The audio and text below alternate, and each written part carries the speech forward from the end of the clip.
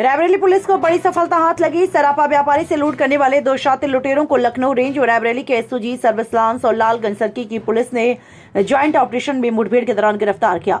19 नवंबर 2023 को अनंतराम सोनी निवासी गल्ला मंडी निकट देना बैंक कस्बा लालगंज रायबरेली द्वारा तहरीर देकर बताया उसकी सराफा की दुकान सराफा मंडी निकट रक्षकेश्वर मंदिर के पास है, जिसे वो बंद कर एक बैग में सोने की जेवरात और एक बैग में चांदी की जेवरात लेकर जा रहा था। रास्ते में मंडी मोड़ के पास समय लगभग 7:25 पर मोटरसाइकिल पर सवार 3 व्यक्तियों द्वारा असलाह दिखाकर जेवरात का एक बैग छीनकर भाग गए। दूसरा बैग घटनास्थल पर गिर गया। प्राप्त सूचना के आधार पर तत्काल क्षेत्र अधिकारी लालगंज प्रभारी निरीक्षक लालगंज के साथ मौके पर पहुंचे। पुलिस अधीक्षक रायबरेली, अपर पुलिस अधीक्षक रायबरेली द्वारा सभी सर्विस लांस व फॉरेंसिक टीम के साथ मौके पर जाकर घटनास्थल का निरीक्षण किया। वादी से प्राप्त तहरीर के आधार पर मुकदमा संख्या 600/2023 धारा 392 भादवी अभियोग पंजीकृत किया। घटना के अनावरण हेतु लखनऊ रेंज की एसओजी सर्विस लांस सहित कुल 7 पुलिस टीमों का गठन कर घटना के अनावरण का प्रयास किया जा रहा है।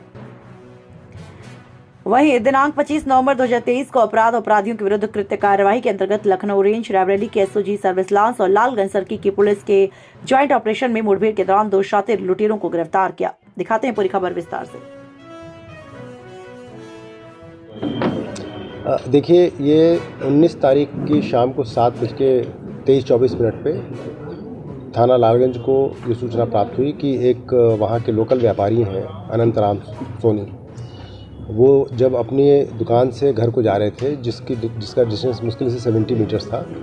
मोटरसाइकिल सवार 3 बदमाशों ने उनसे उनका सोने का थैला छीन करके भाग गए।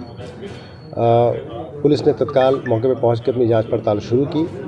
एफआईआर जब लिखी गई तो उसमें उन्होंने अपने जो लूटा गया माल था उसका विवरण दिया, जिसकी कुल वैल्यू तकरीबन 65 लाख रुपए की उन्होंने अनुमानित वैल्यू बताई।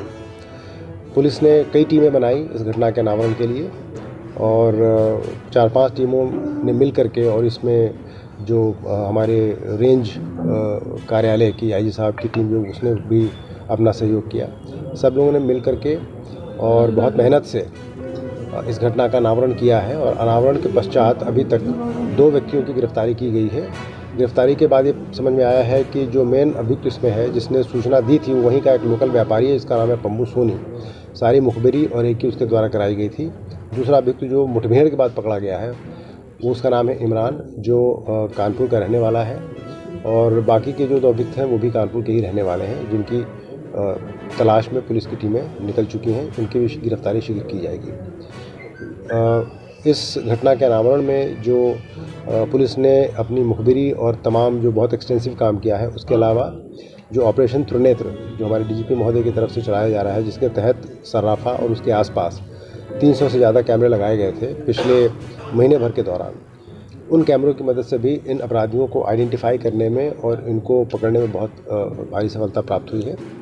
इनको पकड़ने के उपरांत जो रिकवरी पुलिस ने की है वो करीब 1100 ग्राम सोना टोटल, जिसकी कीमत तकरीबन 62 लाख रुपए है, वो रिकवर हुआ है। घटना में प्रयुक्त मोटरसाइकिल जो कानपुर से ही चोरी की गई थी वो बरामद हुई है। इसके अलावा जेवरों को तौलने की जो मशीन होती है वो, उनको पिघलाने की मशीन वो, और इसके अलावा घटना के समय अपराधियों ने जो कपड़े पहन रखे थे उन कपड़ों की भी बरामदगी की गई है। घटना में प्रयुक्त मोबाइल फ़ोन की भी बरामदगी की गई है। जो अभी शेष हैं उनके लिए टीमें लगा दी गई हैं। पकड़े गए अभियुक्तों से पूछताछ की जा रही है। जो मुख्य अभियुक्त है इमरान, उसके ऊपर विभिन्न थानों से 15 मुकदमों की जानकारी अभी तक मिली है। जो मुखबिर जिसने मुखबिरी की थी पम्मू, उसके ऊपर भी पूर्व में एक मर्डर का मुकदमा है और वो स्वभाव से ही अपराधी है। तो इस प्रकार पुलिस के द्वारा ये गुडवर्क किया गया है और इन सारी टीमों को मेरे द्वारा पारितोषिक देने का भी वो किया गया है, घोषणा की गई है।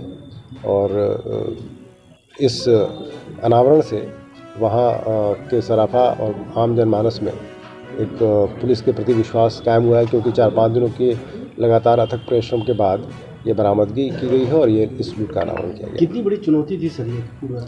ये काफ़ी बड़ी चुनौती थी, चूँकि वो अनजान अपराधी थे और शुरू से ही पुलिस को ये लग रहा था कि ये कहीं बाहर के अपराधी हैं, लोकल नहीं हैं, चूँकि उन्होंने अपना मुँह खोल रखा था। और ये भी लग रहा था कि किसी ने अंदर की मुखबिरी की है, तभी इतने शॉर्ट डिस्टेंस पे घटना हुई है।